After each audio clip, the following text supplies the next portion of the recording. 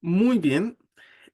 Vamos a comenzar entonces con nuestra nueva sesión. Bienvenidos sean todos al curso de teoría de números. Seguimos desarrollando los contenidos de esta unidad número 2 de divisibilidad de números primos. Y en esta ocasión lo que vamos a hacer es comenzar a estudiar lo que se denominan las funciones aritméticas, ¿ya?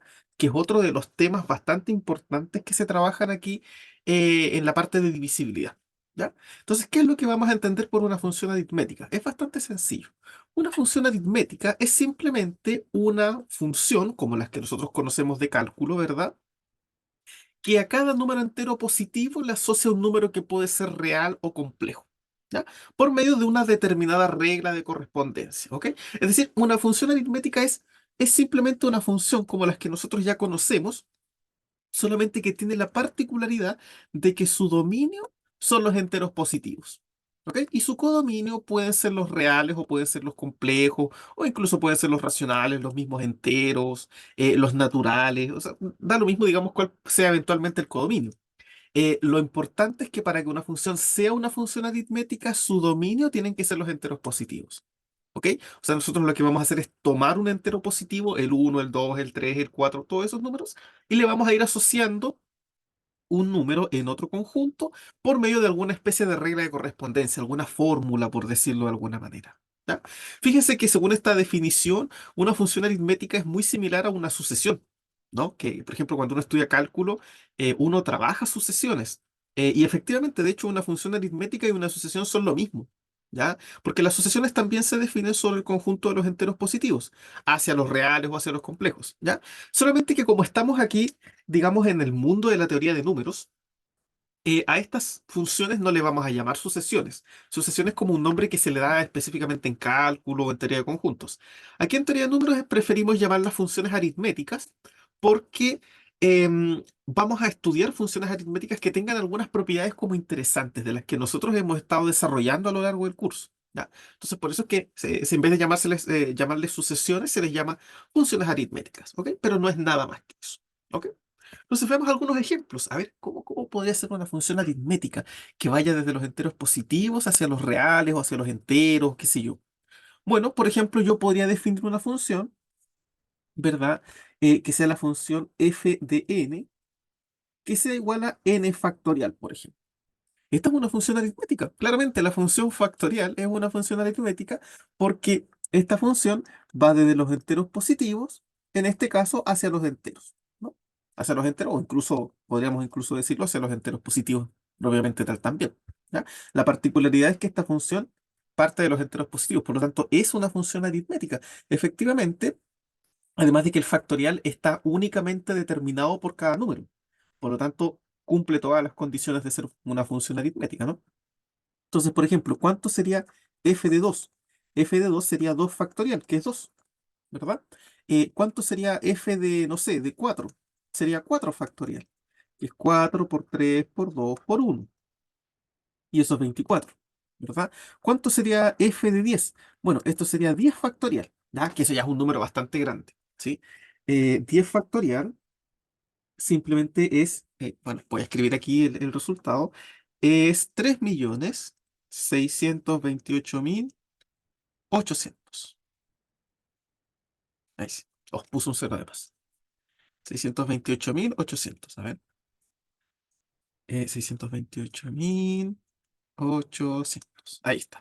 Ok, fíjense, es un número bastante grande. Y así podría yo seguir viendo, digamos, otros números, ok, pero fíjate que es simplemente una función como las que nosotros hemos trabajado en cálculo, como las que nosotros conocemos, como las funciones lineales, las funciones cuadráticas, qué sé yo.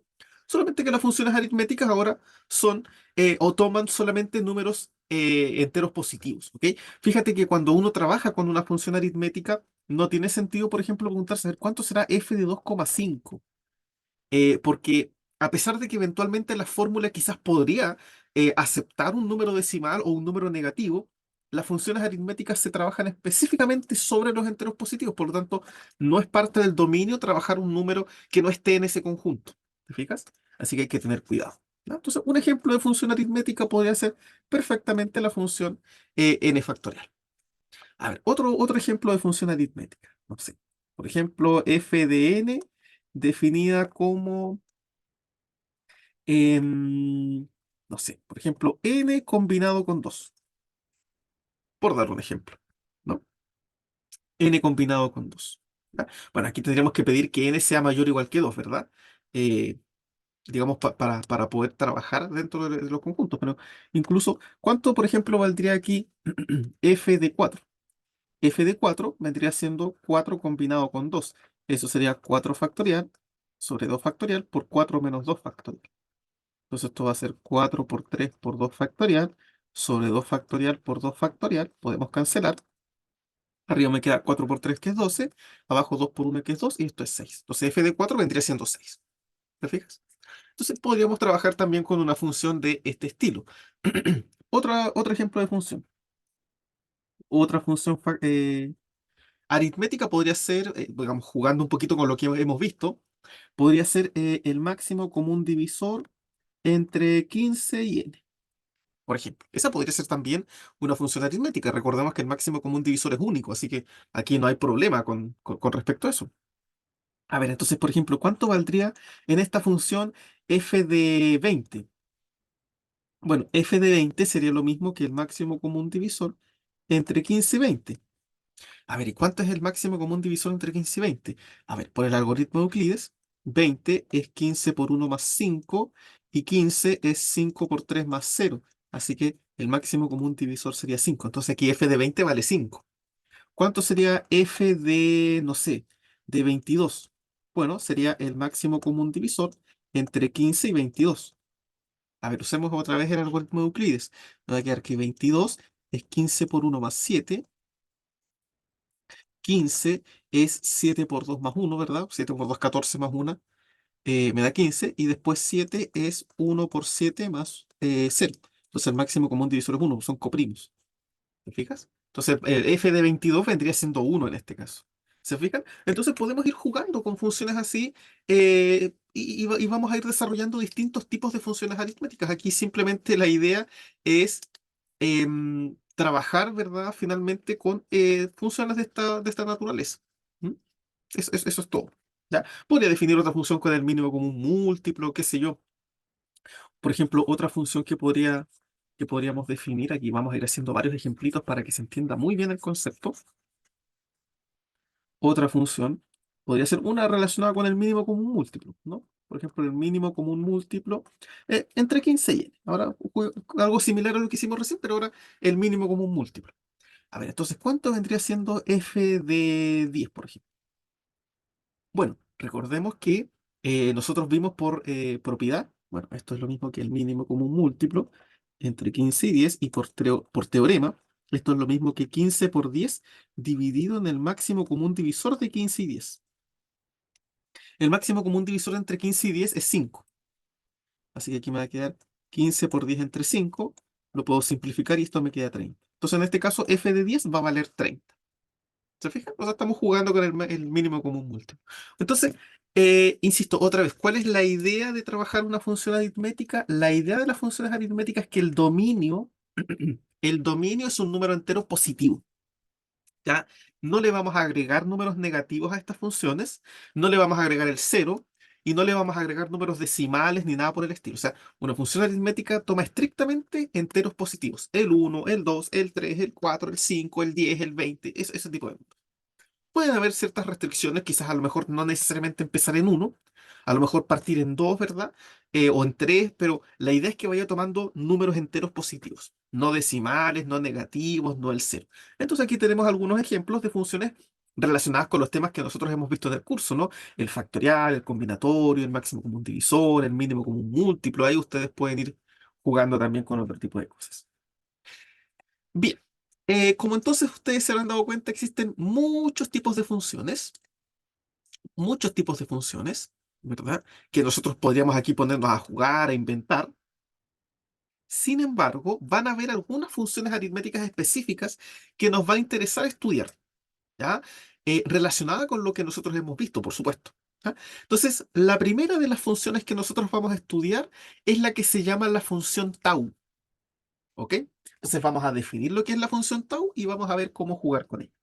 ¿Ya? Esta función es una función aritmética. ¿Sí? Entonces, dice aquí, sea n un número entero positivo.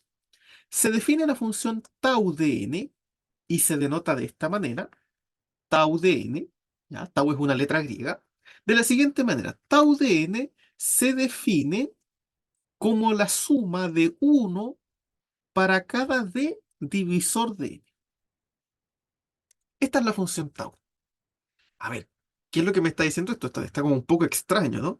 A ver, básicamente lo que nos está diciendo la función tau lo que calcula es la cantidad de divisores positivos de un entero n. ¿Se fijan? Eso es lo que está haciendo, porque aquí me está diciendo la propiedad es cada divisor de n. Entonces, por cada divisor de n que tengamos, yo voy a sumar uno. Entonces, si yo tengo, por ejemplo, tres divisores, voy a sumar el uno tres veces, eso me va a dar tres. O sea, eso me indica que tengo tres divisores, ¿se fijan? O sea, finalmente, ¿qué es lo que me indica tau? Tau me está diciendo la cantidad de divisores que tiene un número, la cantidad de divisores positivos. Eso es lo que está calculando esta función aritmética. El número de divisores. ¿Ya? También se conoce como la función contadora de divisores. ¿Ya? Esto también se conoce como la función contadora de divisores. ¿Por qué? Porque me dice cuántos divisores tiene un número. Una cosa importante, no me dice cuáles. ¿Ya? O sea, esta función no me dice, mira, sabes que el número 20 tiene como divisores al uno, al 2, al 4, al 5. No, me dice cuántos hay nomás. ¿Te fijas? O sea, va a tomar un número y me va a decir, ¿sabes qué? Este número tiene 10 divisores. Este número tiene 4 divisores. Este número tiene 8 divisores. Una cosa de ese estilo. ¿Se fijan? Entonces, esta es la que se llama la función tau. ¿Sí? Y es una función interesante, que responde a una pregunta interesante, ¿no? O sea, ¿cuántos divisores tiene un número? Esa es una pregunta muy interesante aquí en teoría de números. Si yo, por ejemplo, tomo, no sé, cualquier número, el 100, una pregunta interesante es ¿cuántos divisores tendrá el 100? ¿Cuántos divisores positivos? Eso está curioso, ¿verdad? Entonces, la idea de la función tau es decirnos eso, ¿no? ¿Cuántos divisores tiene un número? ¿Ok?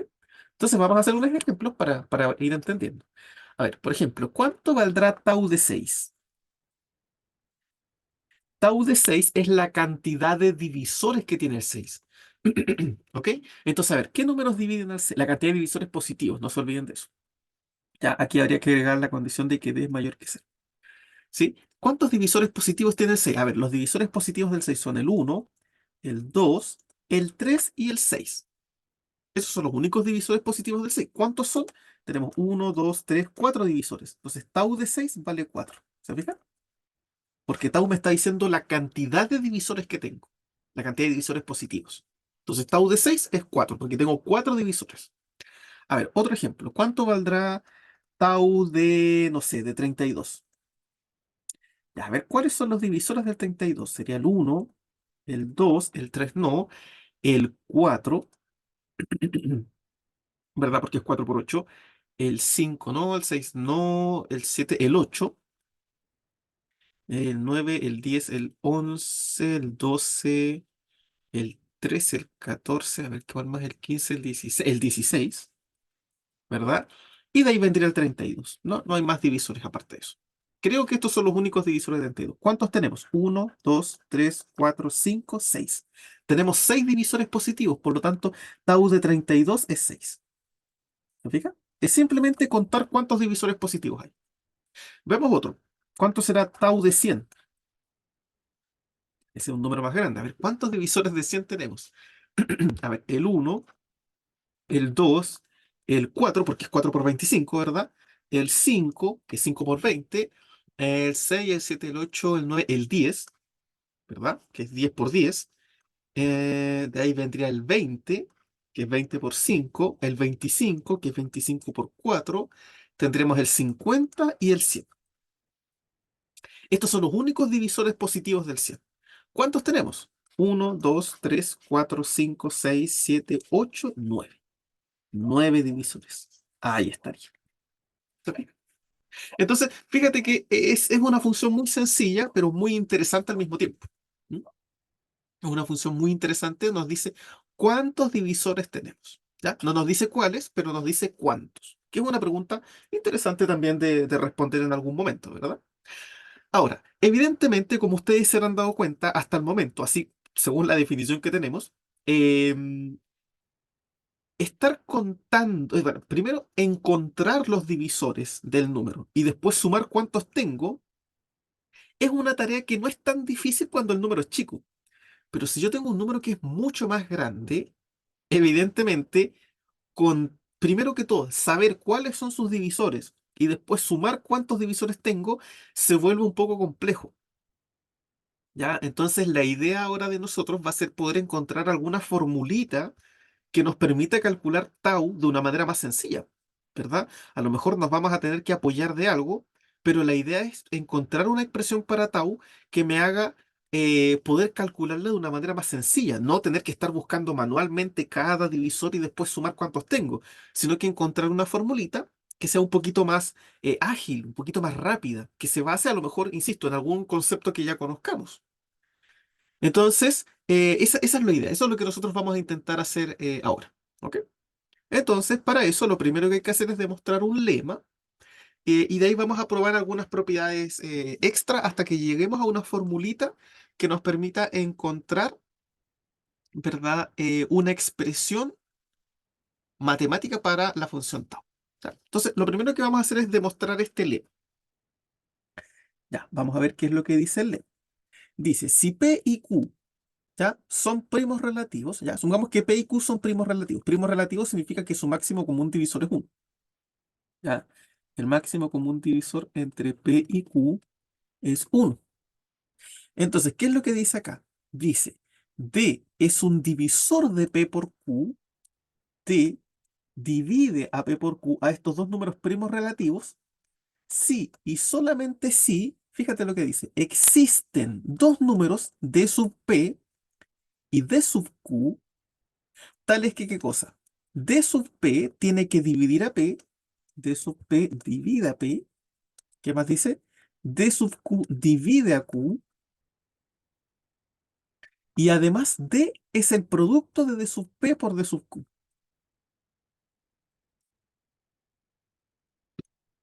A ver, ¿qué cosa es lo que está diciendo este lema que parece un poco extraño, ¿no? Este D sub P, D sub Q. Bueno, básicamente dice lo siguiente. Mira, vamos a poner números. Em, Supongamos que yo tengo dos números. Ya, por ejemplo, el 10 y el... A ver, ¿qué otro numerito podríamos escoger? El B... A ver, no, el 10. Voy a escoger otro. A ver, el 8 y el 15. Ya, ahí sí, el 8 y el 15. Ya, tienen que ser primos relativos. Fíjense que estos dos números son primos relativos. Claro, porque 8 por 2 más 15 por menos uno me da uno, ¿verdad? Porque 8 por 2 es 16 menos 15 es uno. Entonces acuérdense que si yo encuentro una combinación lineal que me dé uno, entonces los números son primos relativos. Esto es una consecuencia de la identidad de Bezout, simplemente. Fíjense, toda la materia que estamos utilizando, ¿ah? Hemos avanzado bastante en teoría de números, eso es bastante interesante. Ya, estos dos números son primos relativos, entonces. A ver. ¿Cuáles son los divisores del 8? Los divisores del 8 son el 2, bueno, sería el uno, ¿verdad? Sería el uno, sería el 2, sería el 4 y sería el mismo 8. Ya, ¿cuáles son los divisores del 15? El uno, el 3, el 5 y el mismo 15.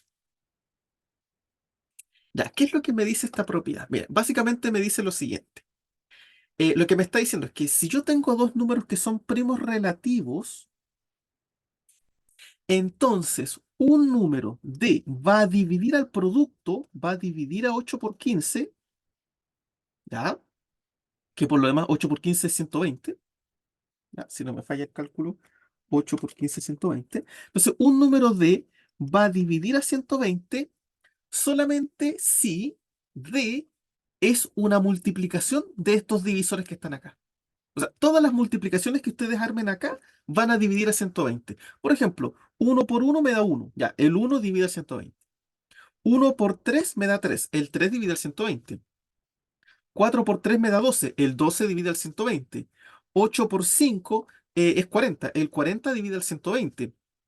2 por 15 es 30. Divide al 120. ¿Se dan cuenta?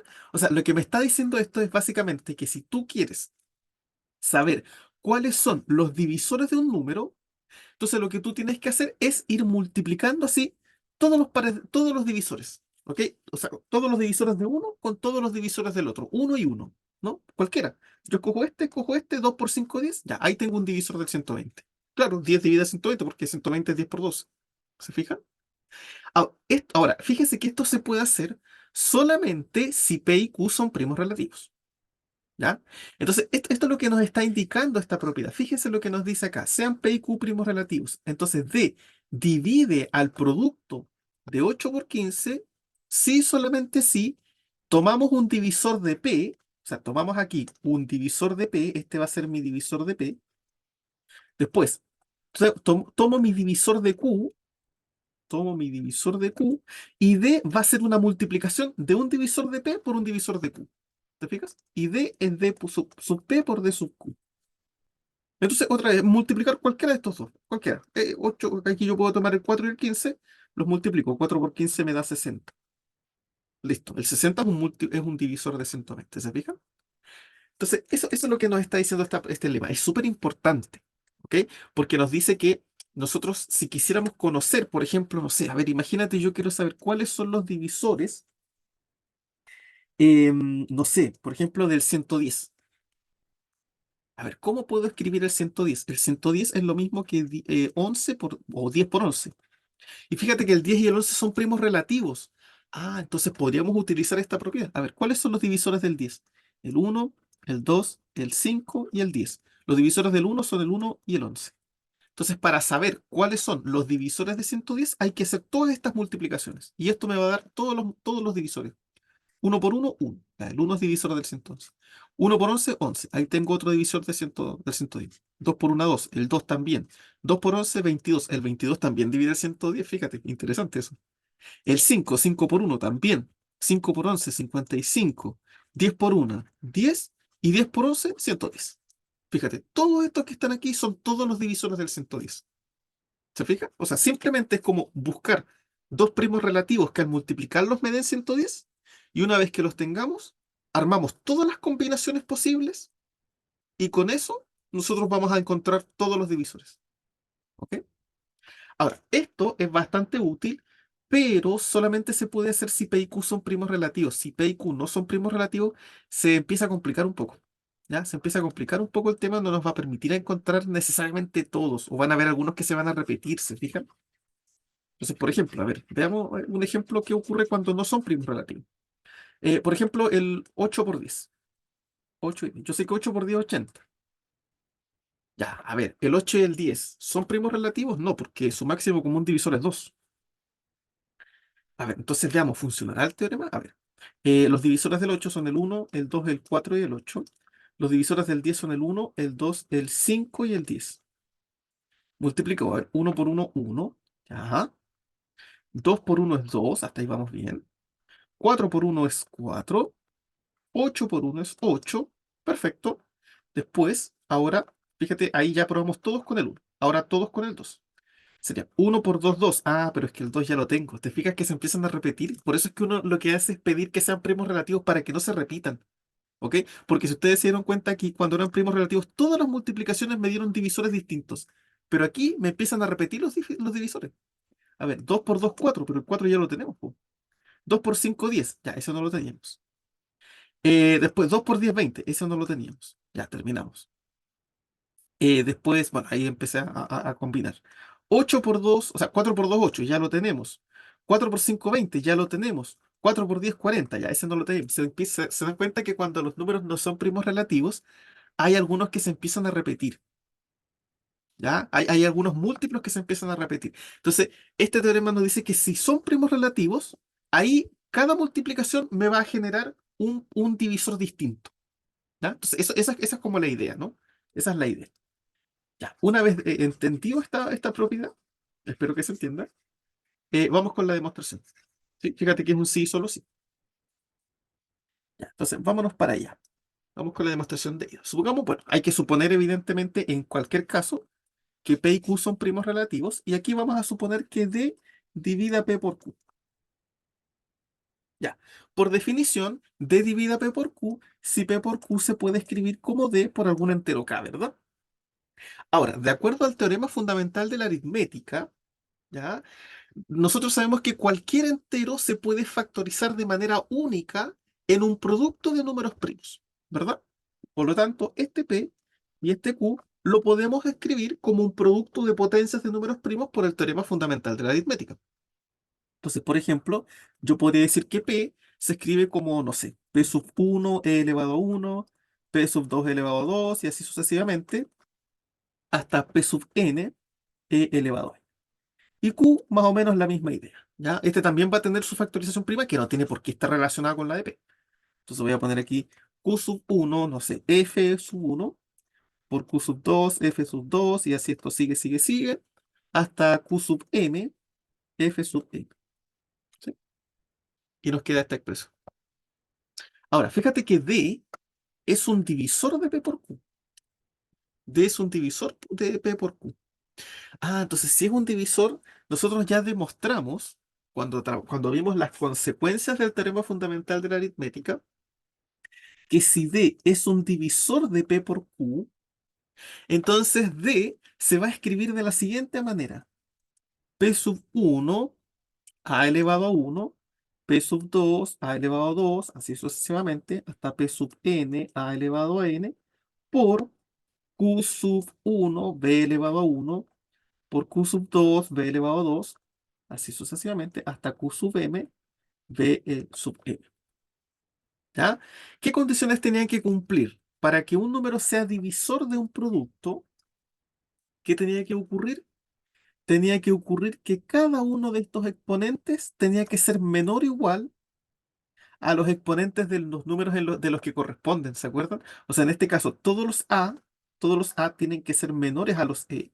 Aquí cada A sub I tiene que ser menor o igual a E sub I, y esto para todo I, del 1 hasta el N. Y aquí, cada B tiene que ser menor al F. O sea, cada B sub J tiene que ser menor al F sub J. Y esto para todo J del 1 hasta el N, ¿verdad? Podemos escribirlo de esta manera, ¿ok? Esto se tiene que cumplir sí o sí. Ya, insisto, nosotros demostramos que si nosotros teníamos un número, primero recuerden, la multiplicación lo que uno hacía era juntar todos los primos con todos los divisores, ¿verdad? O sea, con todos los exponentes, y un número era divisor de otro si todos sus exponentes eran menores o iguales. Eso nosotros ya lo demostramos, ¿ok? Pero ahora recuerden también que P y Q son primos relativos, ¿ya? Por lo tanto, P y Q no comparten factores primos, es decir, todos los primos que están aquí en P son distintos a los primos que están acá. Porque si compartieran alguno, ya su máximo común divisor no sería uno. Sería ese primo que comparte, ¿te fijas? Como mínimo. Entonces, todos los P y todos los Q son distintos. ¿Ya? Son expresiones disjuntas. Bueno, entonces, ¿qué significa eso? Significa que este número que tengo acá, ¿ya? Es distinto a este número que está acá, ¿verdad? Son dos, bueno, los primos son completamente primos distintos. Entonces lo que nosotros podríamos hacer es ponerle nombre a estos números, ¿no? A este de aquí yo le podría poner d sub p, porque viene de p, y a este otro de aquí yo le podría poner d sub q, porque viene de q, y listo. Fíjate entonces, ¿qué hemos demostrado? Con esto, ¿qué se demuestra? Se prueba que si d divide a p por q, entonces, ¿qué es lo que tiene que ocurrir? Tiene que ocurrir que D, fíjate, D cómo se escribe, como D sub P por D sub Q, D sub P por D sub Q, y fíjate, el D sub P divide a P. Claro, este número de aquí divide a P. ¿Por qué? Porque está formado por sus mismos primos y todas sus potencias son menores o iguales, que es lo que pusimos acá. Así que lo divide por la propiedad que nosotros demostramos. Y aquí, ¿qué ocurre con el D sub Q? D sub Q divide a Q. Otra vez, porque está formado por sus mismos primos y todas sus potencias son menores o iguales. Así que efectivamente, si D divide un producto, entonces D se puede escribir como un producto entre D sub P y D sub Q, donde D sub P divide a P y D sub Q divide a P. ¿Se fijan? Ahí está la demostración de ida. Ahora hay que hacer la demostración de vuelta. ¿Ya? Porque es un sí, solo sí. Entonces, ahora, ¿qué es lo que vamos a suponer? Vamos a suponer que los números son primos relativos y vamos a suponer que existe D sub P que divida P, D sub Q que divida Q, y que D se puede escribir como D sub P por D sub Q. ¿Qué es lo que tengo que demostrar? Por demostrar que D divide el producto P por Q. ¿Ya? Eso es lo que hay que probar. Ya, pero esto es bien sencillo porque, fíjate, si, si D sub P divide a P, ¿ya? Significa que P se puede escribir como D sub P por K sub 1, ¿verdad? Y si D sub Q divide a Q, significa que Q se puede escribir como D sub Q por K sub 2. Y recordemos que D es lo mismo que D sub P por D sub Q. Pero D sub P, fíjate, a ver qué podemos hacer aquí.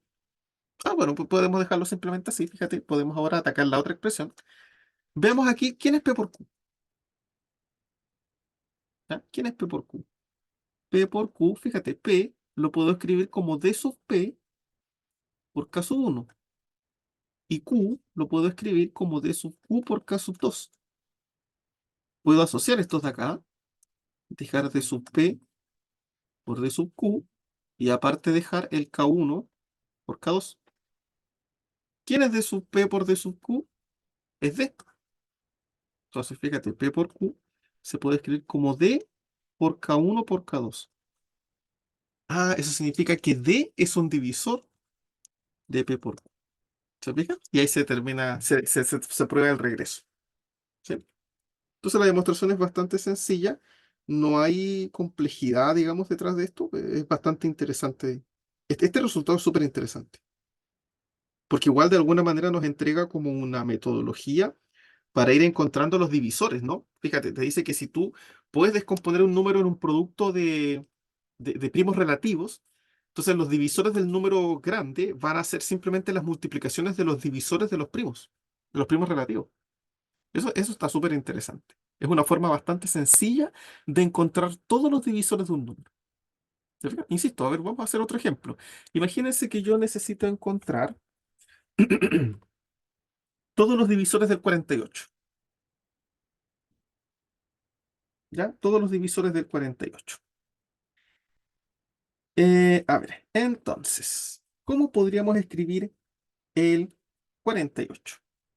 A ver, la idea es aquí escribirlo como un producto de primos relativos. Entonces, a ver, ¿cómo podríamos encontrar primos relativos? A ver, yo solo que 48 es 24 por 2, pero el 24 y el 2 no son primos relativos. Eso significa que en algún momento se me van a empezar a repetir algunos factores. ¿Ya? Otra forma de escribirlo sería 12 por 4. Pero aquí también estos son primos relativos, entonces tampoco vamos a poder hacerlo. ¿Te fijas? A ver, ¿qué otra forma podríamos hacerlo? Incluso podríamos tomar más números, ¿no? El 48, ¿qué pasa si el 48 lo descomponemos en su factorización prima? A ver, esto es 24 por 2, el 24 es 12 por 2 por 2, el 12 es 4 por 3, por 2 por 2. Ah, fíjate, entonces aquí yo podría juntar 4 por 2 es 8. 8 por 2 es 16. 16 por 3. Ah, ya. Entonces 48 lo podemos escribir como 16 por 3. Y ahí, fíjate que aquí tenemos primos relativos. El 16 y el 3 son primos relativos porque 16 por menos 1, bueno, más bien dicho 16 por 1, más 3 por menos 5 me da 1, ¿verdad? 5 por 3, 15, menos 15 más 16 es 1. Así que hay una combinación lineal que me genera el 1, por lo tanto son primos relativos. Entonces, todos los divisores del 48 va a ser multiplicar todos los divisores del 16 por todos los divisores del 2. A ver, ¿cuántos divisores hay en el 16? El 1, el 2, el 4, el 8 y el 16. Y los divisores del 3 son el 1 y el 3 porque es primo. Entonces, ahora, ¿cuáles van a ser todos los divisores del 48? Hay que empezar a multiplicar. 1 por 1, 1. 1 por 3, 3. 2 por 1, 2. 2 por 3, 6. 4 por 1, 4. 4 por 3, 12. 8 por 1, 8. 8 por 3, 24. 16 por 1, 16. Y 16 por 3, 48. Ahí están todos los divisores del 48. Todos, todos, todos, todos, todos. Y fíjate que todos son distintos. Esa es la gracia de encontrar un producto de primos, primos relativos, que al hacer todas las multiplicaciones obtienes puros números distintos, no se te repiten. ¿Te fijas? Entonces eso hace que esto sea bastante interesante de alguna manera. ¿Ok? Bien. Esto entonces nos da una metodología para encontrar, ¿verdad? De alguna manera, todos los divisores de un número. Ahora la pregunta es, recuerden que nosotros estamos intentando trabajar con tau y tau lo que quiere saber es cuántos divisores hay, no cuáles son. Ya, encontramos una metodología para saber cuáles son, pero ahora la idea sería encontrar una forma de saber cuántos son, ¿verdad? Entonces, vamos a utilizar este resultado para probar algunas otras cosas extra y llegar a saber cuántos divisores tiene un número. ¿Ya? Entonces, para eso primero vamos a demostrar esta propiedad, que es una propiedad súper importante. ¿Ya? Esto es lo que significa que tau sea una función multiplicativa, lo vamos a definir más adelante. ¿Ya? Pero dice lo siguiente, si P y Q son primos relativos, entonces se cumple que tau de P por Q es igual a tau de P por tau de Q. ¿Ya? Eso es lo que me dice. O sea, por ejemplo, imagínate que yo necesito encontrar tau de 100. Ya. A ver, ¿qué tendríamos que hacer acá? Bueno, usemos otro número.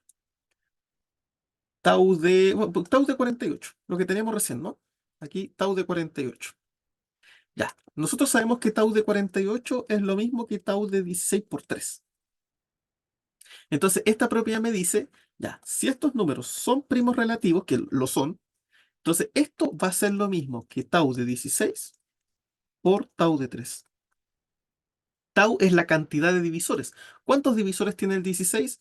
El 1, el 2, el 4, el 8 y el 16. ¿Y cuántos divisores tiene el 3? El 1 y el 3, porque es primo. Entonces, ¿cuánto vale tau de 16? 1, 2, 3, 4, 5. Y tau de 3 vale 1, 2. Entonces, ¿cuánto va a ser tau de 48? 10. 10. O sea, eso me indica que van a haber 10 divisores en total del 48. ¿Te fijas? A ver, en realidad habían 10 o no. A ver, aquí estaban todos los divisores del 48. Vamos a contarlos. ¿Cuántos teníamos? 1, 2, 3, 4, 5, 6, 7, 8, 9, 10. Ah, efectivamente teníamos 10, ¿no? Tau de 48 es 10. Efectivamente. ¿Se fijan? Entonces, esto ya me está dando una forma, de alguna manera, de empezar a calcular tau de una manera más sencilla. Simplemente tengo que lograr descomponerlo en un producto de primos relativos. ¿Ya? Después vamos a ver incluso que esto se puede simplificar aún más utilizando la descomposición prima. Vamos a demostrar esto. Demostrarse. Ya, esta propiedad es importante. Vuelvo a repetir. Este hecho de aquí, que tau se pueda separar cuando P y Q son primos relativos, esto es lo que se dice que es una función multiplicativa. Es una función aritmética multiplicativa, porque se puede separar solamente cuando son primos relativos. ¿Ya? Si no son primos relativos, entonces habría que ver. ¿Mm? Ya vamos a hacer la demostración. Entonces, supongamos que P y Q son primos relativos. Eso significa que el máximo común divisor entre P y Q es 1.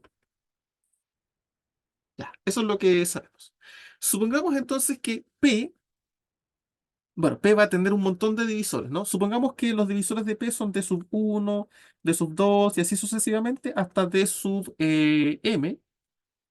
Y supongamos que los divisores de Q, bueno, aquí voy a poner los divisores de Q son E sub 1, E sub 2 y así sucesivamente hasta E sub M. Ya, entonces, ¿qué ocurre? Si P y Q son primos relativos, ya sabemos que todos los divisores, ¿verdad? Todos los divisores de P por Q es simplemente multiplicar un divisor de P por un divisor de Q. Esto en ningún caso me va a generar números que se repitan, así que son todos distintos, ¿ya? Son todos distintos, ¿ok? Entonces, un divisor de P por Q es simplemente multiplicar un divisor de P por un divisor de Q, ¿verdad? Ahora, la pregunta es, ¿cuántos hay? ¿Mm? ¿Cuántos hay? Bueno, fíjate que aquí hay algo interesante, porque finalmente lo que nosotros vamos a hacer es armar parejitas, ¿verdad? O sea, para armar todos los divisores de P por Q, vamos a tomar un divisor de P con un divisor de Q. O sea, cada parejita D sub I, coma, E sub J, ¿verdad? Cada una de estas parejitas al multiplicarla me va a dar un divisor de P por Q. La pregunta es, ¿cuántas posibilidades hay? ¿Cuántos divisores posibles tengo? Bueno, fíjate, aquí estamos suponiendo que P tiene m divisores distintos y Q tiene n divisores distintos. Si aquí tengo que voy armando parejitas, ¿cuántas parejitas puedo armar en total? Bueno, van a ser las m de aquí por las n de aquí. Entonces voy a tener en total m por n parejas en total. O sea, voy a tener m por n posibles divisores de P por Q. Ya, y ahora que tenemos eso, si lo escribimos con la notación de tau, ¿cómo sería? A ver, ¿cuántos divisores de P por Q tenemos? La cantidad de divisores de P por Q es simplemente multiplicar m, que es la cantidad de divisores de P, por n, que es la cantidad de divisores de Q. Ah, pero si m es la cantidad de divisores de P, eso se puede escribir como tau de P, porque tau de P es la cantidad de divisores de P. Y n vendría siendo tau de Q. ¿Se fijan? Entonces, efectivamente, tau de P por Q es simplemente tau de P por tau de Q. ¿Sí? Y con eso se termina la prueba. ¿Ok? Con eso se termina. ¿Ok? Es una demostración bastante sencilla, pero hay que repasarla. Es importante. ¿Ok? Entonces, si P y Q son primos relativos, tau de P por Q es tau de P por tau de Q. Eso se debe a que, como ya les había dicho, cada parejita que nosotros escojamos me va a generar un divisor distinto. No se van a repetir. ¿Ya? No se van a repetir. Entonces, ¿cuántas parejitas puedo armar en total? Bueno, si acá tengo m y acá tengo n, voy a tener en total m por n parejitas posibles. ¿Te fijas? Voy a tener m por n divisores de p por q. Como m es la cantidad de divisores de p, ese m es tau de p. Y como n es la cantidad de divisores de q, ahí lo puse, fíjate, ahí están los subíndices. Entonces, Sn es tau de q. Entonces, de ahí llegamos a la demostración. ¿Ya? Es así de sencillo. ¿Ya? Así de sencillo. Entonces, vamos a hacer un ejemplo. Vamos a hacer un ejemplo. ¿Ok? Entonces, vamos a calcular cuánto es tau de, por ejemplo, de 56. Ya, la idea es tratar de descomponer el 56 como una multiplicación de dos números que sean primos relativos. A ver, el 56, ¿cómo lo podemos ver? Fíjate que 56 es lo mismo que 7 por 8. Entonces, esto es lo mismo que tau de 7 por 8. Ah, y 7 y 8 son primos relativos porque son dos números consecutivos. Como son primos relativos, la propiedad me dice que esto va a ser lo mismo que tau de 7 por tau de 8. A ver, tau de 7 es la cantidad de divisores del 7. El 7 es primo, así que tiene solamente dos divisores, el 1 y el 7. Y tau de 8 es la cantidad de divisores del 8. ¿Cuántos divisores tiene el 8? El 1, el 2, el 4 y el 8. Hay cuatro divisores en total. Pues al multiplicar esto me da 8. Eso significa que tau de 56 es 8. O sea que hay 8 divisores posibles para 56. 8 divisores positivos. ¿Sí? Ahora, si yo me pregunto cuáles son, bueno, para saber cuáles son, usamos el lema anterior. ¿Te fijas? Fíjate, los divisores del 7 eran el 1 y el 7. Y los divisores del 8 eran el 1, el 2, el 4 y el 8. Entonces, para saber todos los divisores posibles del 56, hay que ir haciendo todas las multiplicaciones, todas las combinaciones. 1 por 1, 1. 1 por 2, 2. 1 por 4, 4. Y 1 por 8, 8. 7 por 1, 7. 7 por 2, 14. 7 por 4, 28. Y 7 por 8, 56. Ahí están. Estos son todos los divisores del 56. Y hay 8 efectivamente. ¿Te fijas? Entonces podemos apoyarnos de este resultado y del anterior para poder ir jugando y encontrar los divisores y la cantidad de divisores. ¿Se fijan? Entonces este ya es un método bastante más eficiente para hallar los divisores de un número. ¿Ya? Bastante más eficiente. ¿Ok? Fíjate que para poder llegar a demostrar lo que estamos viendo, sí, tuvimos que hacer un camino bastante largo. ¿Ah? Hemos estado viendo hartas cosas en esta unidad, pero ahora ya estamos en condiciones de empezar a demostrar resultados más avanzados. Esto ya se empieza a poner un poco más interesante de alguna manera porque nos indica que vamos avanzando en el curso. Bien, la propiedad está súper buena. Sin embargo, todavía acá hay una especie de complejidad. ¿Por qué? ¿Dónde está la complejidad? La complejidad de este método que estamos usando es que tenemos que lograr descomponer este número en un producto de primos relativos. Entonces, de repente no es sencillo porque de repente a uno no se le ocurre, ¿verdad? Chuta, ¿cómo yo puedo descomponer el 56 en una multiplicación de dos números que justo sean primos relativos?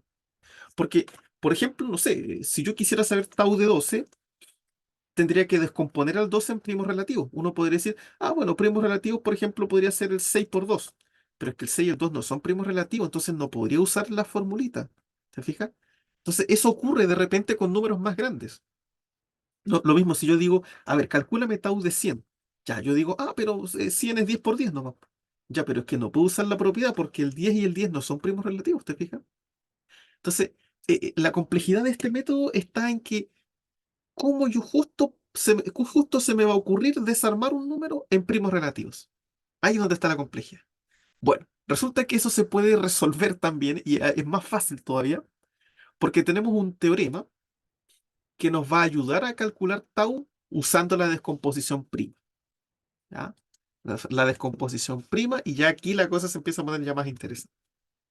¿Qué dice este teorema? Dice, si n se puede escribir de esta manera, esta va a ser la descomposición prima, ¿ya? O la factorización prima.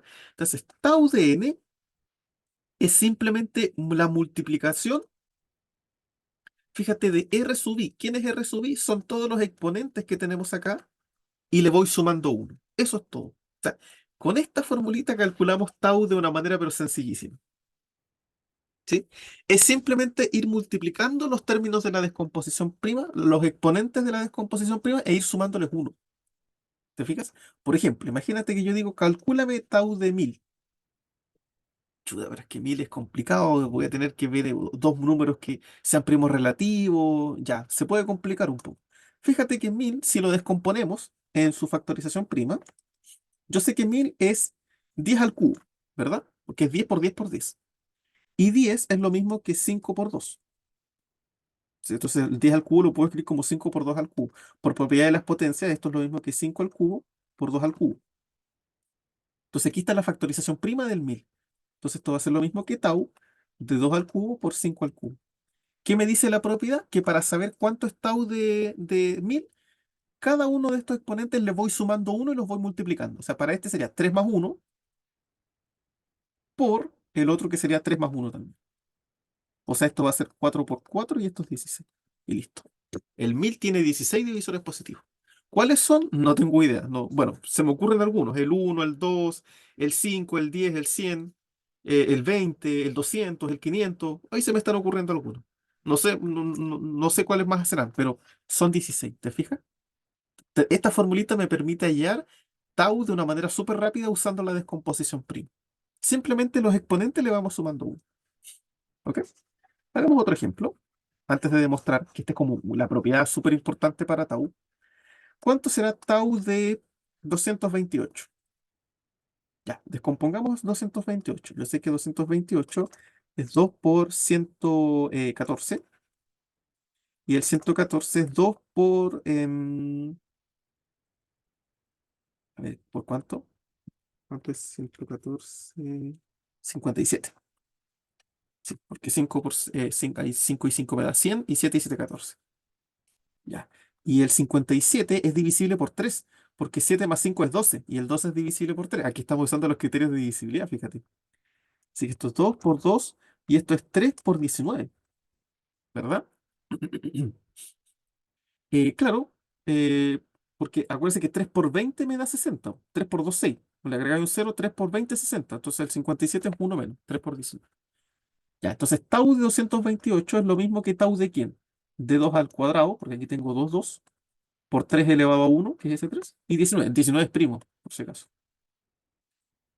Ya, entonces ahora que ya tengo la descomposición prima, ¿cuánto vale tau? Tau de 228. A cada uno de estos exponentes le sumo uno y los voy multiplicando.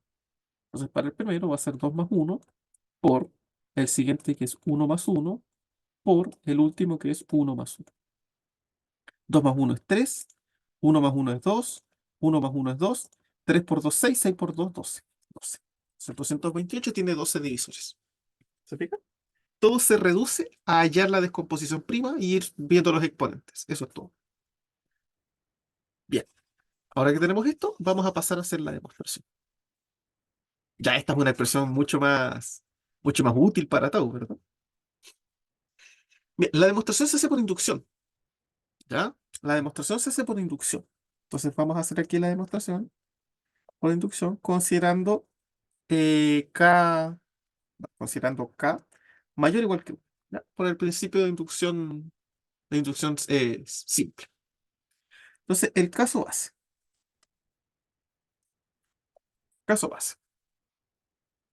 Bien. Eh, s- Aquí, fíjate que K, aquí en este caso, ¿quién es K? Fíjate, K es la cantidad de factores primos, ¿sí? Entonces, si K es 1, significa que un número se puede escribir como la potencia de un solo número primo.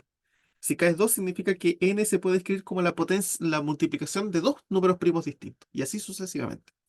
Entonces, el caso base va a ser para K igual 1, es decir, supongamos que N es la potencia de un solo número primo, ¿ya?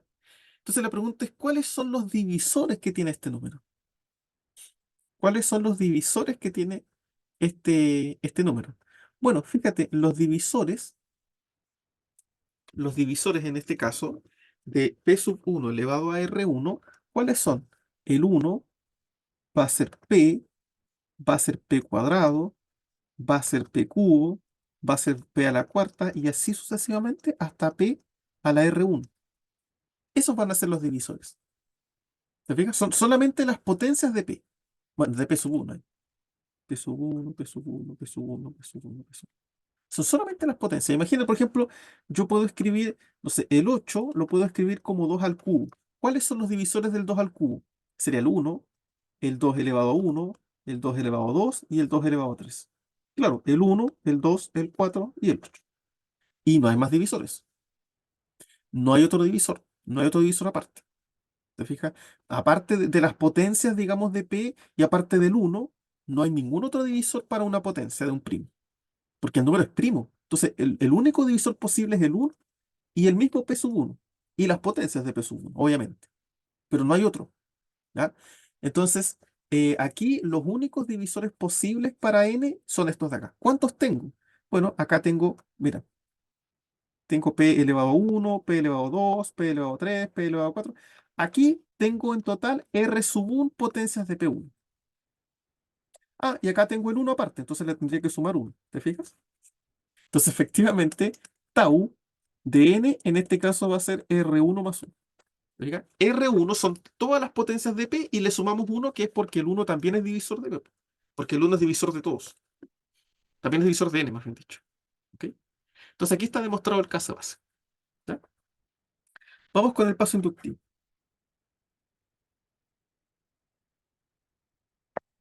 ¿Ok? Vamos con el paso inductivo. Supongamos que la propiedad es válida para algún k mayor o igual que 1. Es decir, supongamos que n se puede escribir como, se puede factorizar de manera prima como el producto de k números primos. Cada uno con alguna potencia, obviamente, ¿no? O sea, supongamos que se puede escribir como P1 elevado a R1 por P2 elevado a R2 y así sucesivamente hasta P sub k R a la k. ¿Ya? Entonces, si esto ocurre, ¿verdad?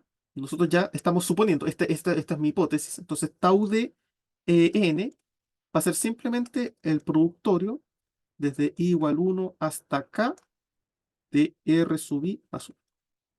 Ya, eso es lo que estamos suponiendo. ¿Ya?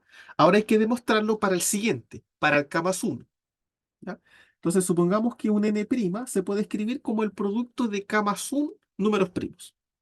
Es decir, P sub 1 R1, P sub 2 R2, y así sucesivamente, hasta P sub K más 1 R sub K más 1. Ya, por asociatividad, fíjate que esto yo lo puedo escribir de la siguiente manera. P sub 1 elevado a R1, P sub 2 elevado a R2, así sucesivamente, hasta P sub K elevado a RK, y el P sub K más 1, RK más 1 lo dejamos como aparte. ¿Te fijas? Fíjate ahora que este número que está acá es N. Así que voy a venir acá N' se puede escribir como N por P sub k más 1, R sub k más 1. ¿Te fijas? Ahora, la gran pregunta es ¿qué ocurre acá? Fíjate, este N es primo relativo con este. ¿Por qué es primo relativo? Porque fíjate que todos aquí, como son puras potencias de primos y todos los primos son distintos, el máximo común divisor de todos con el P sub k más 1 es 1. O sea, ¿qué es lo que estoy diciendo?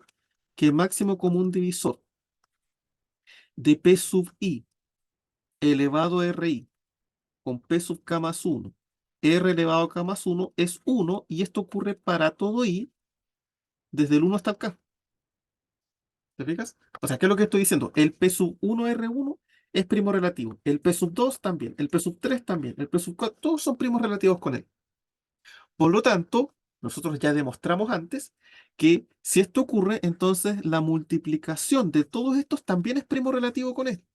También P sub 1 elevado a R1, P sub 2 elevado a R2 y así sucesivamente hasta P sub K elevado a RK también es primo relativo con el P sub K más 1.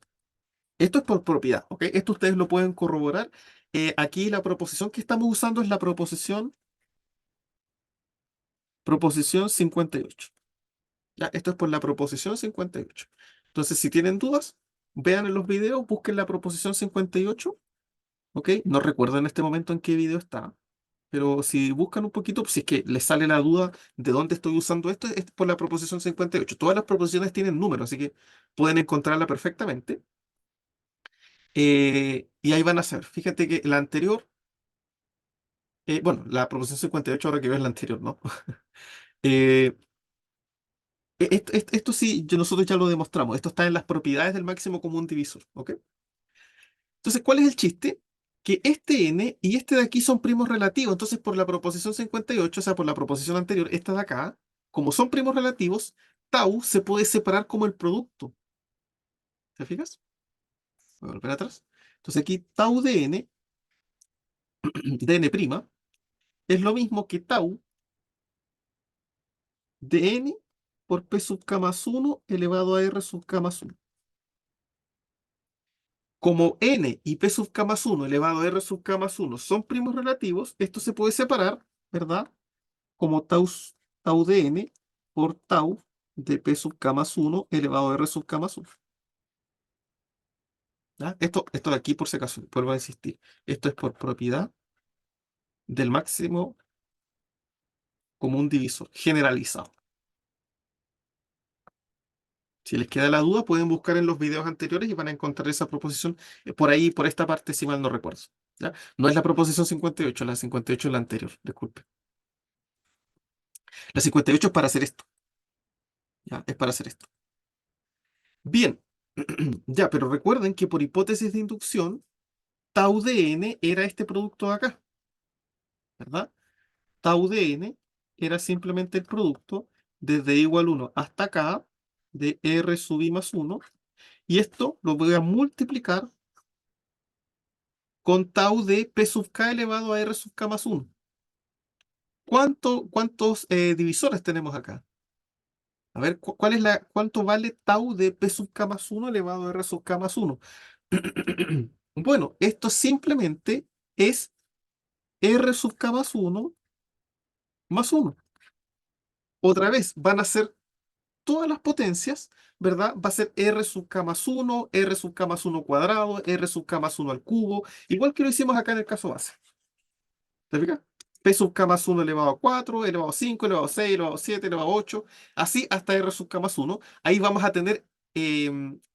vamos a tener r sub k más 1 elementos, y si le agregamos el 1, me queda r sub k más 1 más 1. ¿Se fijan? Entonces nos queda de esa manera. Y ahora esto yo todo lo puedo juntar y digo que tau de n es el productorio desde igual 1 hasta k más 1 de r sub i más 1. Y con eso se termina el paso inductivo. ¿Se fijan? Simplemente ir jugando con esto. ¿Ya? Entonces, esta propiedad ya es bastante más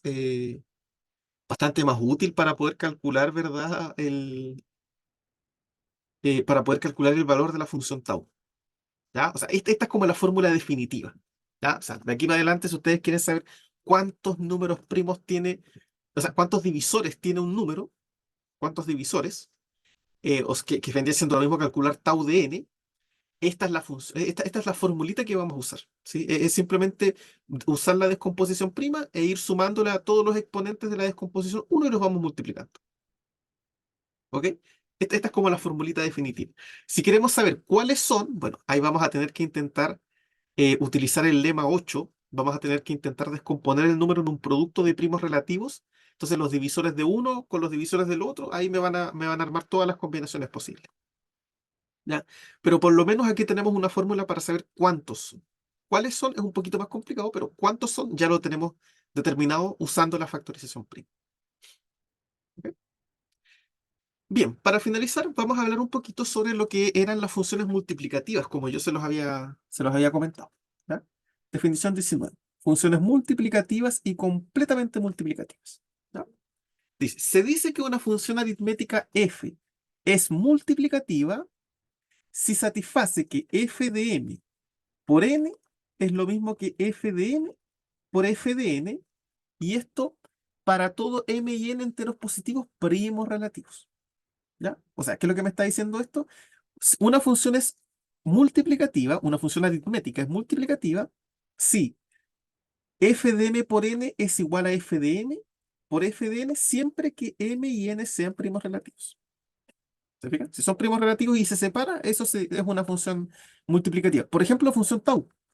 Tau es una función multiplicativa porque nosotros demostramos que tau de p por q es tau de p por tau de q siempre que p y q sean primos relativos.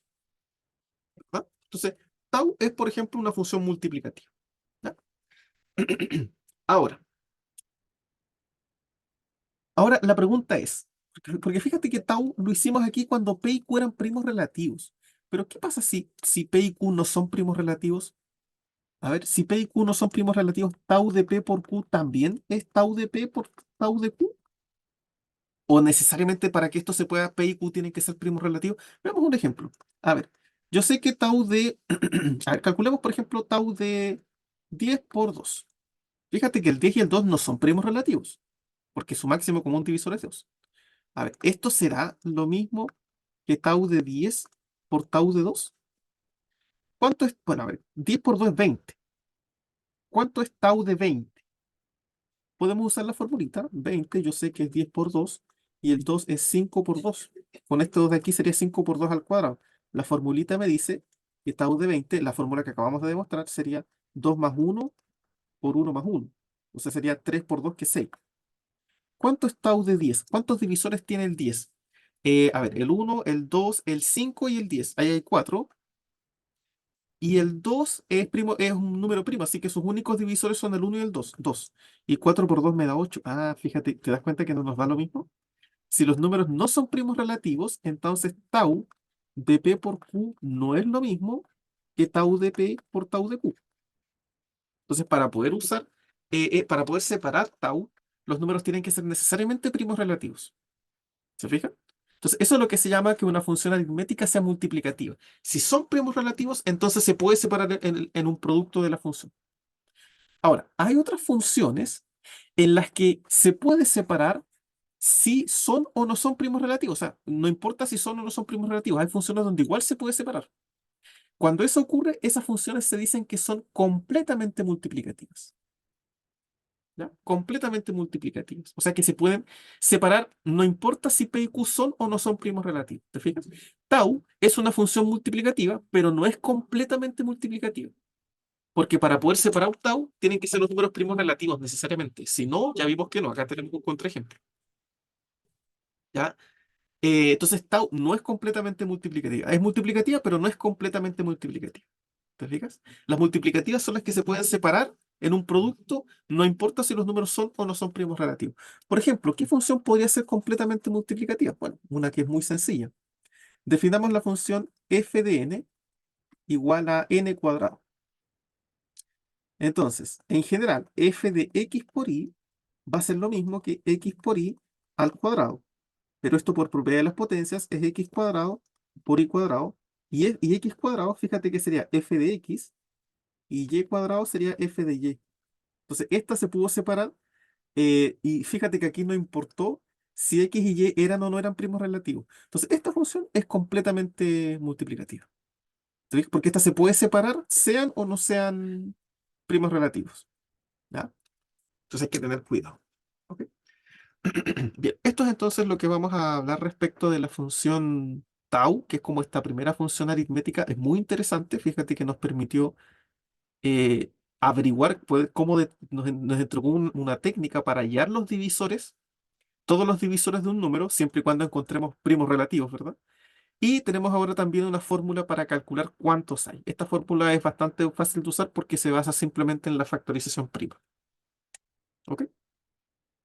Bien, vamos a estar viendo más adelante otras funciones multiplicativas y completamente multiplicativas, ¿ok? Esto es como para dar la definición. Insisto, tau es multiplicativa, pero no es completamente multiplicativa, ¿ya? Una función completamente multiplicativa sería, por ejemplo, n cuadrado o x cuadrado, dependiendo de la variable que ustedes usen.